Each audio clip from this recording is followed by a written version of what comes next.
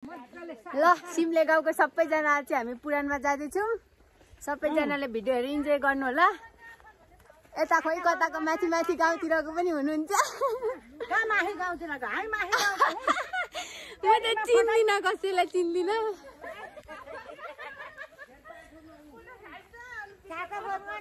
देखिँदैन सबैलाई। ल ल हेर्दै हेर्दै सबैजना जानु है।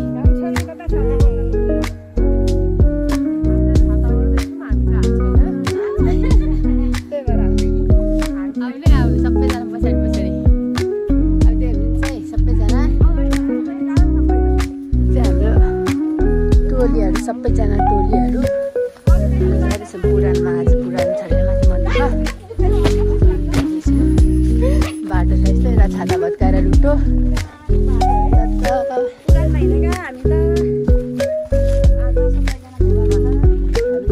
पुराणमा सबैजना। बाटो चाहिँ अलिक सानो साबिलो छ यतातिर चाहिँ।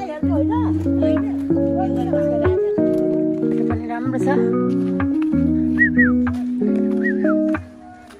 कहाँ हिँडेको हौ सानो तिमी चाहिँ? हाम्रो हजुरी राम्री भाइरल हजुरी।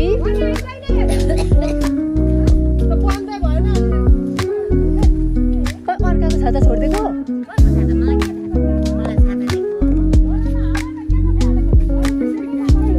ल फ्यालिदिनु है। अर्काको फालिदिनु। जानु न अगाडि जानु। राम्रो आइरहेछ।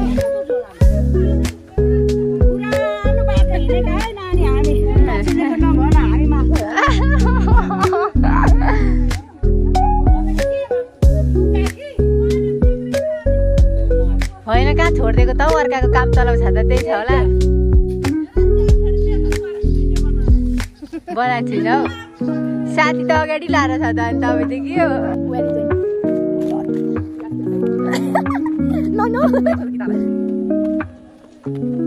टाढेको छ नि निकै होइन। यहाँ सबैजना भएकोले पो रमाइलो भएछ त आउनु है। यहाँ त के भन्छ त उयो जस्तै देख्यो दामी हेर्नु नि। के भन्छ उता हौ भन्ने आएको भए त मरिजाउँ फेरि। घर पनि यता भित्रभित्र ठुलो ठुलो राम्रो राम्रो बनेको रहेछ।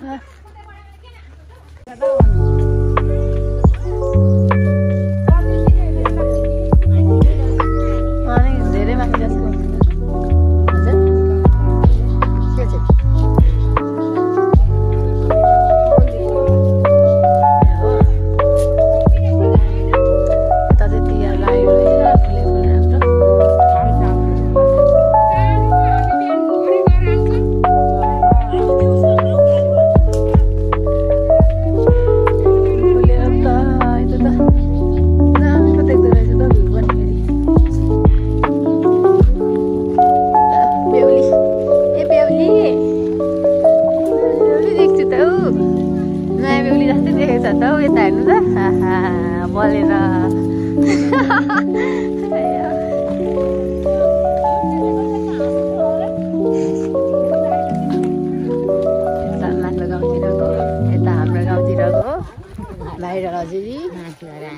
भ्यू त फेरि भन्छन् छेउमा त के भन्नु र नि।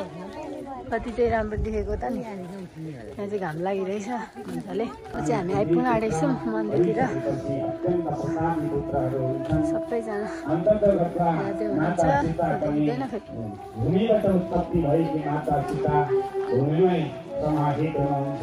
रामायण सुन्नु होला भन्दै अगाडिका कथा प्रसङ्ग यिनै आइपुगेको छौँ यहाँनिर।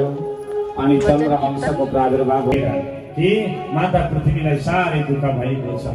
पृथ्वी लोकमा अनाचार अत्याचार भ्रष्टाचार बढेको छ र माता पृथ्वीले पनि सहन गर्न नसकेर गाईको रूप धारण गरेर रोइरहनु भएको छ। जाउँ जाउँ जाउँ माता पृथ्वीको सहयोग गर्नुपर्छ भनेर ब्रह्मादि देवताहरू इन्द्रादि देवताहरू सबै निकटमा आए र भन्दछन् हृदय गरेकी पृथ्वी माता सहित पुकार गर्न थाल्दछन् भगवानको। हे भगवान, हे जगतका नियन्ता, अब पृथ्वीमा धेरै भारहरू बढेको छ। यो पृथ्वीलाई हल्का गर्नु पर्यो भनेर पुकार गरेपछि आकाशवाणी भयो। ब्रह्माका मनमा आकाशवाणी भयो भन्नुहुन्छ। अन्तर्मनमा ब्रह्माका अन्तर्मनमा आएर भगवानले भन्नुभयो, हे ब्रह्मदेव, अब म चाँडै नै पृथ्वीमा जन्म लिँदैछु, कृष्णको रूप धारण गर्नेछु। म कृष्णको रूप अवतार धारण गरेर वसुदेव र देवकीका घरमा आउँदैछु। तिमी सुनिरहेका, तिमीहरू पनि गएर पृथ्वीमा अनेक ठाउँमा के जन्म ल्याऊ। हे देवता हो, हे देवताका स्त्री हो, हे ऋषि हो, देवताहरू फर्किए यता। अब सबै देवताहरूले पनि यो पृथ्वी लोकमा हेर्नु। त्यही ठाउँमा एउटा मथुरापुरी थियो। पृथ्वीमा एक ठाउँको कुनामा मथुरापुर थियो। त्यो मथुराको राजा थिए उग्रसेन। उग्रसेनको छोरो कंसासुर थियो, साह्रै दुष्ट थियो। उनलाई चित्त नबुझेको कुरा गरि नै हाल्थ्यो, चाहे सही होस् चाहे गलत होस्। कंसासुर त्यस्तो थियो। एक दिन के भएछ त भन्नुहुन्छ भने त्यही उग्रसेनको भाइको नाम थियो देवकी। देवकी छोरीको नाम थियो देवकी। देवकीको विवाह हुने भएछ, त्यसलाई दिने निर्णय गरिएछ। अब कंसासुरलाई अनुबाई र रथमा लिएर जान्छु र उसको घरसम्म छोडेर आउँछु भनेर रथमा बसायो वसुदेव र देवकीलाई। र आज अन्नबाई र दाजुले नै लिएर जाने। अब बीच बाटामा पुग्दै मात्रै के थियो, भगवानको आउने कुरा छ नि त होइन, यही वसुदेवका घरमा आउने कुरा थियो। अब आकाशवाणीबाट भगवानले उद्घोष गर्नुभयो, हे दुष्ट कंस, जुन बुढिनीको बालकलाई भुइँमा धडामले पछारो अनि त्यो बालकलाई पनि मारो। हेर्नुहोस्, अब मारिसकेपछि दोस्रो गर्भ भयो, मारो। तेस्रो गर्भ पनि मारो, पाँचौं गर्भ पनि मारो, छैटौं गर्भसम्म मारिसकेको छ। अब सातौं गर्भ भगवान